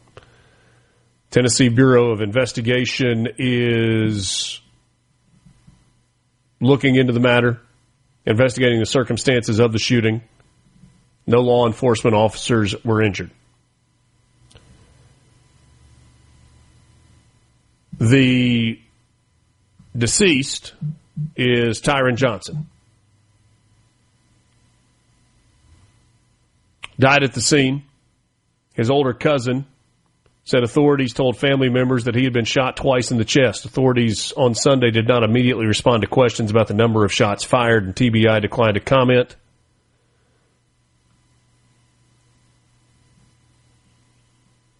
Didn't have to happen. The mayor in Memphis, Paul Young, called the shooting an unfortunate incident and said he was waiting to see the results of the investigation before commenting further. You know how you avoid this? You don't take a gun to your 4th of July celebration. You don't take said gun and turn around, allegedly after a shooting, and point it toward law enforcement that are pursuing you. It's not that complicated. It's not. Go and celebrate and have fun. Just don't be stupid. But man, there's a lot of stupid out there. A lot. It's multiplying like rabbits. Stupidity? Yeah. I mean, just see it all too often. Things that are completely preventable, using a little common sense, maybe a little communication and normal conflict resolution, but yet we're so far from that at times, it seems. I mean, I watched a video, young black woman who had taken a video, and she was commenting, hey, it's time for us to get out of here. They're going to run us out of here anyway. They're about to clear this block anyway. Let's go. Let's go. She had some interesting commentary. Turns the camera to a young black man who is putting a T-shirt or scarf or something around his face, and he says, I'm going to kill a cop. I'm going to kill a cop tonight. And her response is, I don't know if he's serious or not. He might be. Why? Mose says, Richard Lance, 2 to the chest, that makes sense. Military is trained to put 2 center mass. Well, hey, I mean, I think your point, what do you bring in a gun to a July 4th celebration? And then 2, what would you possess you to turn it on cops who are heavily armed and have the right to shoot you? Unless you have a death wish. Just doesn't make much sense, you know?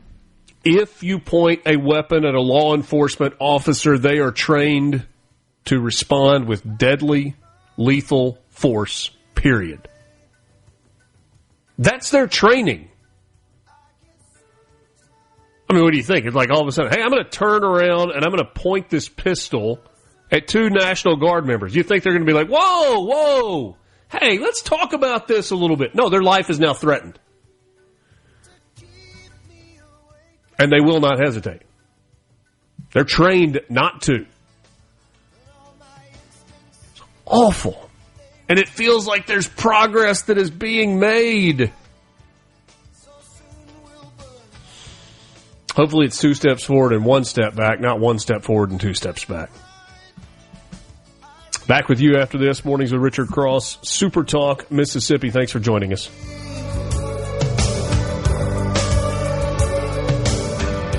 From the Venable Glass Traffic. Mississippi in the know. One morning at a time. Mornings with Richard Cross on Super Talk, Mississippi.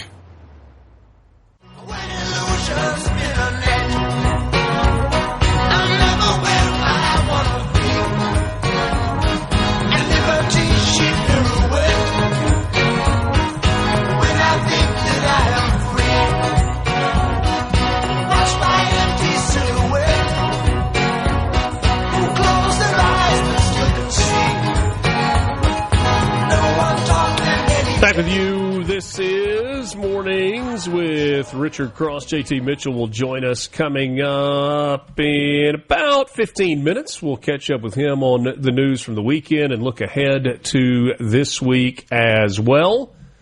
You can join the conversation on the C Spire text line, 601-879-4395, 601-879-4395. Alongside Lance Tolbert, I'm Richard Cross. Glad to have you along this morning.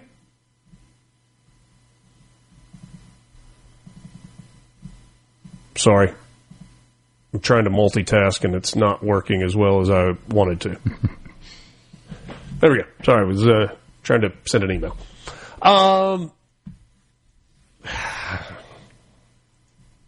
I'm trying to make myself do this with somewhat of a straight face.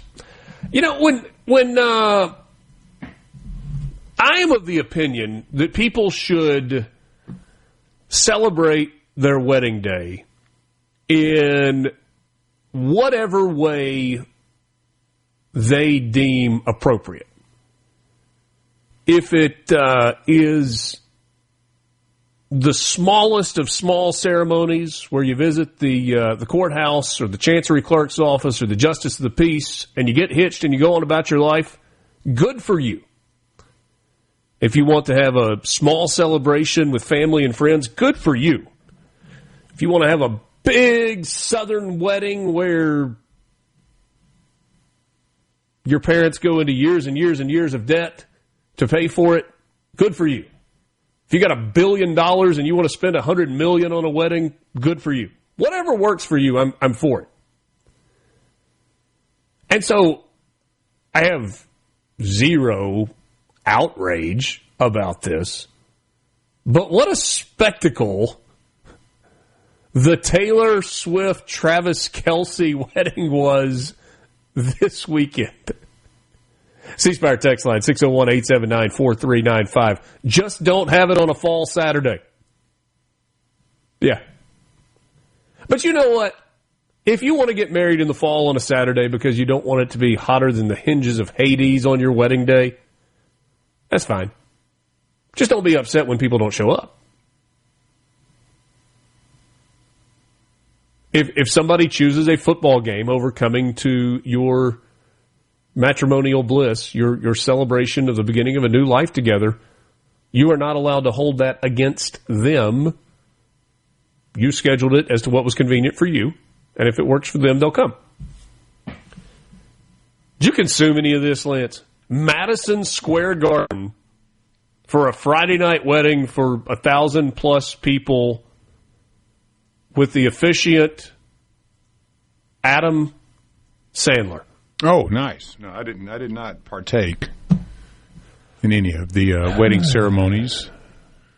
But hey, I don't fault them for, having a big hubbub. They're celebrities and all. No bridesmaids, no groomsmen, because how could you choose? Instead, Taylor's younger brother, Austin, was her man of honor. And Travis Kelce's big brother, Jason, was his best man. Over under on how many years this lasts? Oh, they seem to be happy. I'm happy for them. No, I mean that sincerely, though. Do you think this is long term, multiple kids, they're going to stick together forever? Or is this one of those that, kind of like a comet or a shooting star? I'm just going to choose to be naive because I want happiness for everyone, especially in marital situations, and especially if there are children that are involved. And I'm going to say, good for them. They're going to go live a long, happy life together. Yeah. Well, back to your point on the wedding and the football season, does it make a difference if your team is out of the hunt?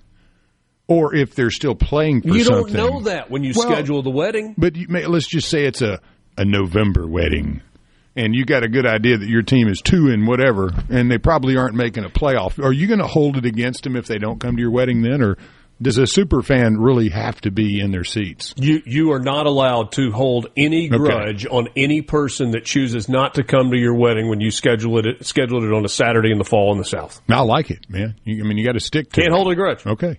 I like it. And you might say, well, our team is off this week. Well, what if one of the people that you invite is a fan of another team? Mm-hmm. I have, they don't live here anymore, so they're not listening. But perhaps listening are some of the people that were in the wedding. Know a lovely couple who got married in 2003. on the day of Ole Miss LSU when the SEC West championship was hanging in the balance. Yeah, that ain't right. Right. Jack. We get a message here that says, don't schedule during the rut either. Well, yeah, well, of course. Got to know your man, right? I mean, if they're a hunter. Yeah. Yeah. He may not even show up to the wedding. Well, maybe it was right. I mean, in which case, probably was the right decision. Can't be mad when I watch the game at the ceremony. Certainly not at the reception. I mean, I've heard of brides getting their feelings hurt because, there were a bunch of people jammed around a phone at the reception. Well, what's going to happen in the future when you can get some clicks or likes from it and get paid for it? Wouldn't you rather just have a wedding at the house where you got the green screen behind you and everybody's tuning in like a live broadcast? Seems like you'd make some money that way. So apparently there was a high-end film crew that was behind the scenes and filming everything. Obviously, pictures of the ceremony escaped. Whoever could have thought otherwise when you invite 1,000 people in, even if they are supposed to turn their phones in when they come in the door. You got to have that burner phone, Yeah, that's right. That's right. But film crew, yeah, I mean, there's a film crew at almost, lots and lots and lots of weddings. And we had that at ours. I think maybe somewhere along the way we watched the DVD. Yeah, they had a VCR there back then. Yeah. No, there was a DVD. Oh, I'm kidding, but you've been married for a while, so. Yeah. We hit 20 years in 22 minus 6 is what? 16? 16 days away from 20th anniversary. Congrats on that, man. Man, it's awesome. What is the 25? Is that like bronze or something? That's silver. Silver, okay. Yeah. I can't keep up with all the designations for all the different years. But I think I got lead. That's how long mine lasted. Yeah. In true T Swift fashion, there is some thought that this may turn into a made-for-streaming event. Question as to whether or not it'll go to movie theaters. She knows how to monetize stuff. Yeah, she does. And I mean, when you have a captive audience, I mean, you think the Swifties would rush to the theater or rush to a streaming platform or pay a pay-per-view fee? That's the to watch the behind the scenes. You know it. All over that. Yeah. C-Spire text line. Richard, I got 30 years under my belt. We went to St. Thomas. Don't know if that's the 30-year gift or not, but that's what I gave her. I would say you won. That's a good one. Yeah, Jane and I snuck off a couple of weeks ago. It's kind of when it worked on the calendar. We took a trip, and it was just fantastic. Just fantastic. Did you see the story out of Napa Valley? Napa County, California? You familiar with the last name Pelosi? Oh, yeah. She's got a... Oh, no, this isn't about her. This is about him. Okay. Paul. The winemaker. Yeah, and remember, he's the one that got clubbed in the head with a hammer. Not making light of that. I mean, you shouldn't do that. Had a DUI, went through a big program not too terribly long ago. Hit and run charges on Paul Pelosi, misdemeanor in California. Husband of former House Speaker Nancy Pelosi involved in a hit and run in California that left a parked car with major damage. He was driving his brown convertible Friday in Yountville, a town in the heart of wine country, when he struck a legally parked car on the side of the road. Briefly stopped and then drove away. Witness saw the collision, called 911. He was tested. They said nothing in his system alcohol related. He was not arrested because no one was injured. Nancy Pelosi's staff didn't respond. 2022, Paul Pelosi pleaded guilty to misdemeanor DUI in Napa County, 5 days in jail, 3 years of probation. Said he knew he hit something, but he didn't realize it was another car, and so he just kept on going.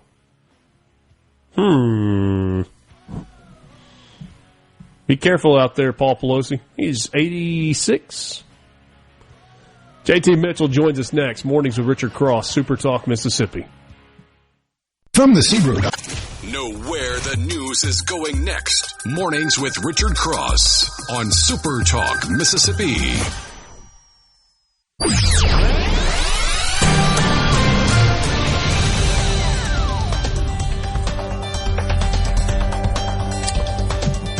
Glad to be spending part of this Monday morning with you across the Magnolia State, wherever you're listening, however you're listening. Thanks for joining us on Mornings with Richard Cross, presented by Community Bank. JT Mitchell stops by on this Monday morning, the 6th of July. A pretty news-heavy 4th of July Independence Day weekend, and including some tough stories that we'll get to in just a second. But good morning. How was your holiday weekend? Hey, Richard. Outside of the tough stories, it was a great holiday weekend. So, yeah? Did you cook? I ate people's cooking.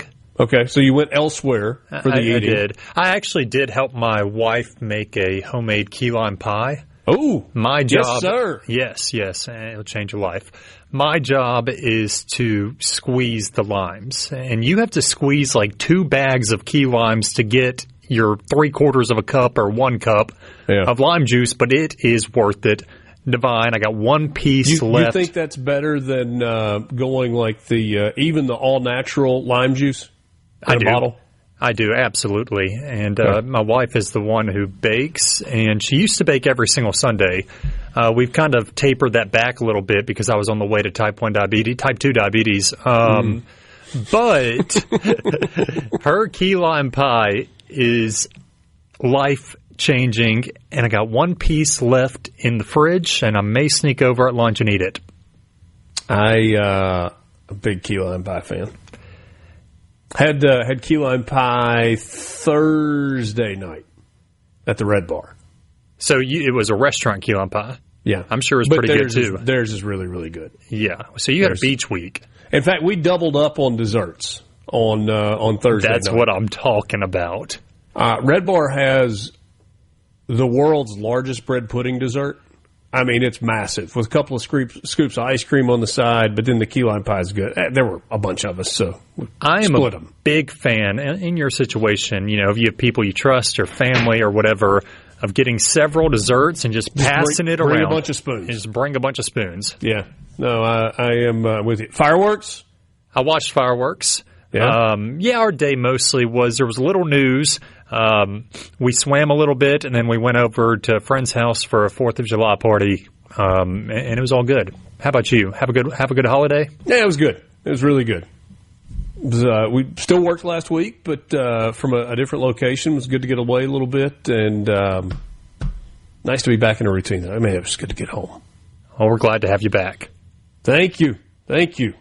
All right, so Ocean Springs, this 18-year-old teenager who has been missing since the 4th of July, last seen on Horn Island, which is one of the barrier islands off the coast, kind of straight out from Ocean Springs. That's right, about 10 miles off the coast of Ocean Springs, and it was a busy weekend out there. I mean, you got to think about it. It was July 4th, lots of boat traffic, lots of people going to the barrier islands because that's where the water gets a little prettier.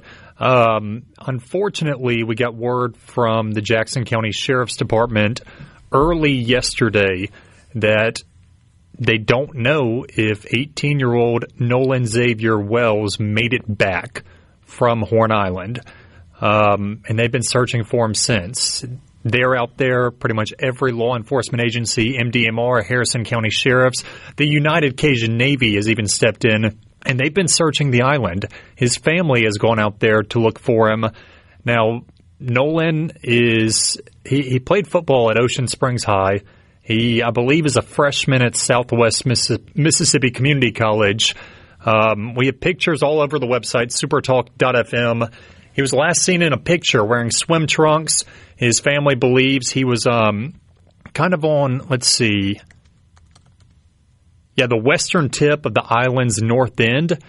And they've gotten some pictures back, and really the timeline that I've been tracking is that Nolan has not been seen since around 4:30 p.m.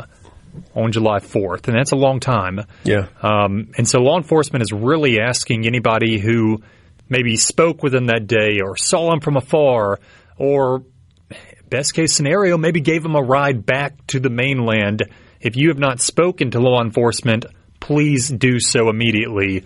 It's a very stressful situation for everybody involved.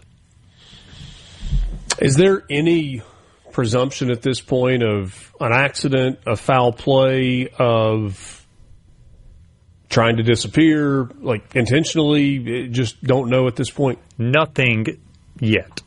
Okay. Shooting in Centerville on the 4th of July, technically, but it was really the night of the 3rd of July, about 1 a.m. And you just asked me for details in the other situation. Unfortunately, I'm not going to have terribly many details for you in this one, but we did get word of a shooting in Centerville. It was near the Orchard Cafe right there on Highway 24, early Saturday morning, just after midnight. 2 people killed, 7 injured. No arrest. We have not gotten a word of any arrest or any motive. Not many comments coming out of elected officials or law enforcement at this time. Are we thinking large gathering of some sort and gunfire began? That's what all indications show. We did get word late yesterday or either this morning, the name of the deceased, 19-year-old DeCavion Andrews and 22-year-old Donovan Jackson. We also know that 4 of the injured were treated and have since been released from the hospital. 3, last I heard, had to be transferred to out-of-area hospitals and are still there getting treated. So it's just a terrible situation. 9 people shot, 2 dead. And if you have any information, you are asked to call law enforcement. You can call anybody, whether it's Centerville PD, Wilkinson County Sheriff's Office, or even the Mississippi Bureau of Investigation has stepped in to assist in this case. Yeah.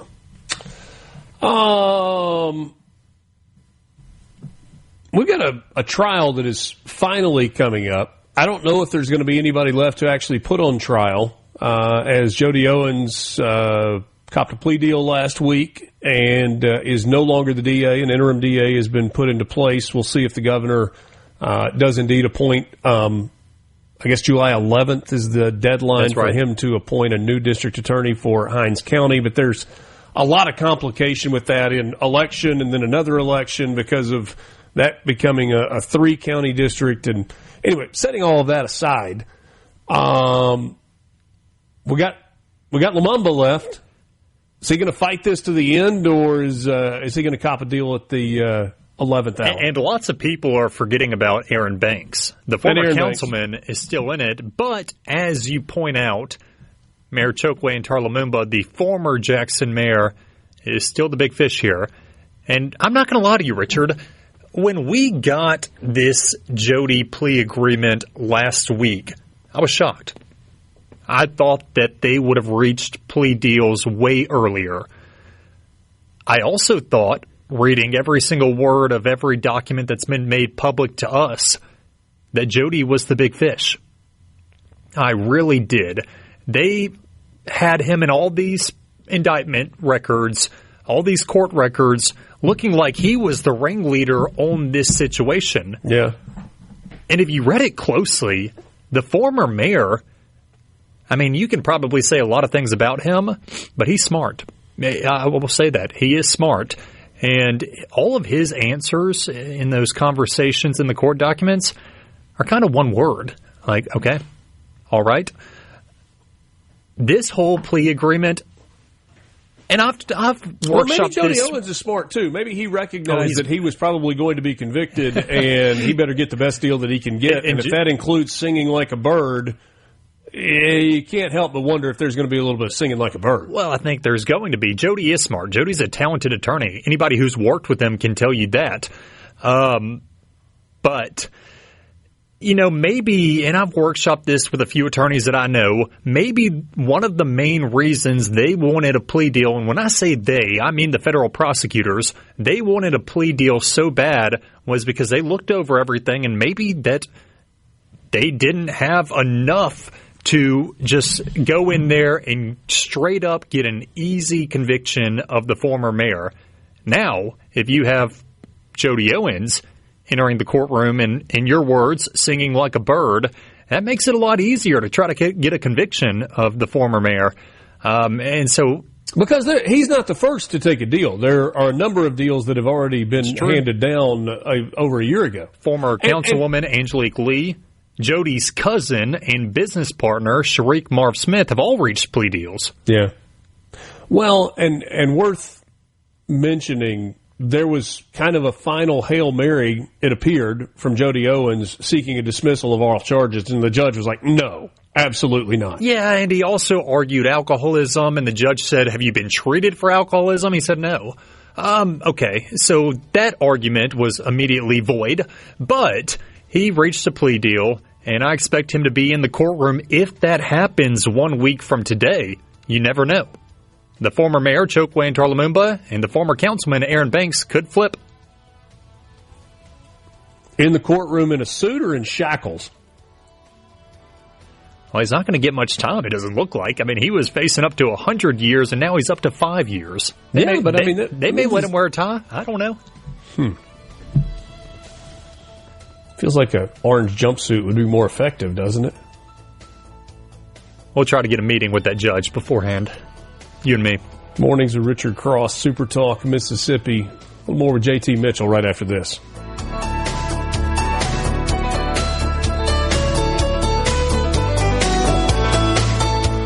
From the Venable Glass Trap.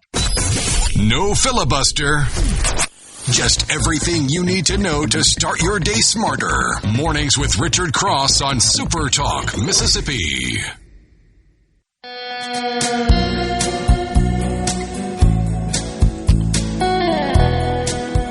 Mornings with Richard Cross, JT's wife, chiming in on the C Spire text line at 601-879-4395. I enjoy it when JT comes on. He seems like a really good reporter and always has just the right info for his short segment. Also seems to have a really good head on his shoulders. I think you missed out that somebody signed it at the end. Nathan? Either my...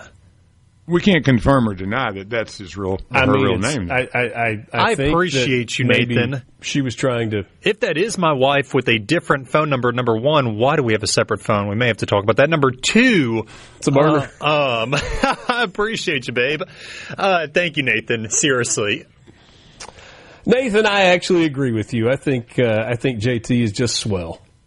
I think you're swell too, Richard. Lance, you're not half bad either. I try. Thank you. Not swell, but not half bad. Major League Baseball draft is coming up this week, and we anticipate, as is regularly the case, that there's some Mississippians that are going to hear their name called, perhaps early. Oh, you're a baseball guy. You are a Yankees fan, which I do hold that against you. They are terrible. Well, right? They may not ever win another game. Suck. I mean, we're on pace to lose like 90 games. That being said, I know you're like me and you like the Midsummer Classic, don't you? I do. So there's a lot in it. Obviously, you have the Home Run Derby, which is the best part, the All-Star Game, and the Futures All-Star Game. But you also have the MLB Draft, which will be sprinkled in there. That's going to happen Saturday at noon. A whopping 20 rounds. That's always crazy to me. But I'll tune in for the first round and the first supplemental round. And the reason being is because I was reading the MLB's official mock draft on MLB.com last night. They'll release one more on Friday if they get more word between here and there. But I was kind of surprised at the number of Mississippi kids set to hear their names called. Number 5 overall, according to MLB.com's Jonathan Mayo, Eric Booth Jr., an outfielder from Oak Grove High School, to be selected by the Pittsburgh Pirates. And I don't know if you remember this, Richard, but the last time the Pirates took a prep product from Mississippi, worked out pretty well. Connor Griffin, he has got, like $50 million in the bank now? Oh, he's so rich. Super fast signing with the big league club, and it's good. He teamed up with another Mississippian, Jake Mangum. That's right. With Pirates. And so Booth is a beast. As a senior at Oak Grove, he batted .481 with 5 home runs, 4 triples, and 31 RBIs. He also has not hit below 400 since he was a freshman when he hit .381.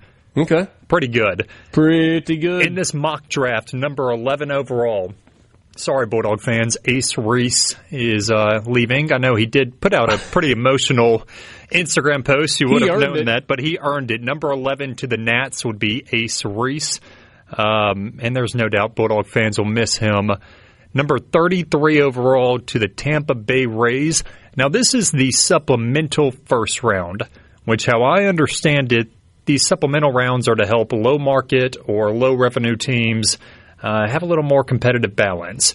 And so number 33 overall would be Cole Prozek, the third baseman and catcher from Magnolia Heights High School.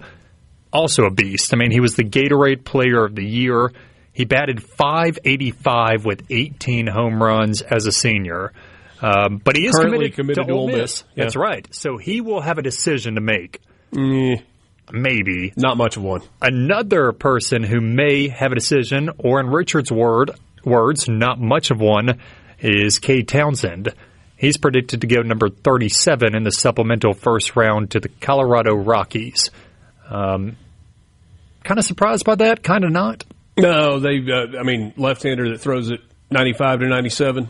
That's yeah, his fastball peaks around 98, sits comfortably, I guess, around 96, 97. 5 pitches, that tight breaking cutter. But his stats aren't terribly eye-popping. But, when you get to the MLB, they're more so looking at what you can be.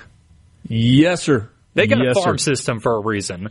Hey, we mentioned this during the news this morning. The U.S. college baseball national team has been set. You got 4 pitchers from Mississippi, Tomas Valinkas and Ryan McPherson from Mississippi State, Walker Hooks from Ole Miss, and Graydon Harris from Southern Miss, all part of Team USA. They are headed to Taiwan July 11th through the 15th for the World Collegiate Baseball Championship, pool play, and then the championships semifinal matchups on the 14th and championship game on the 15th. What a fun experience. That's got to be cool. Yeah, no doubt. Get to wear the Stars and Stripes. Speaking of the Stars and Stripes, on display tonight when the United States and Belgium hook up in the World Cup. Are you locked in on the World Cup? Trying to be. The U.S. makes it a lot easier. I heard Robert Johnson say earlier, the House Minority Leader, of course, if you were tuning in, 7:35, he said he's trying to be a soccer fan. He just can't make it 5 minutes. I can make it more than 5 minutes, and I can make it the entire match when the U.S. is playing. Now, I turned on a random match over the weekend, and I did not last long. But tonight, I will be watching. Hopefully, the U.S. will make the round of 8. Would be fantastic. We're back with you tomorrow morning. JT, thank you. Thanks, Richard. Thanks, Lance. Lance, a pleasure. Yes, sir. Glad to be back, man. Yeah. What do you say we do it again tomorrow morning? About 6:06. We'll meet you right here. Mornings of Richard Cross, presented by Community Bank. Have a great Monday. We'll talk to you tomorrow.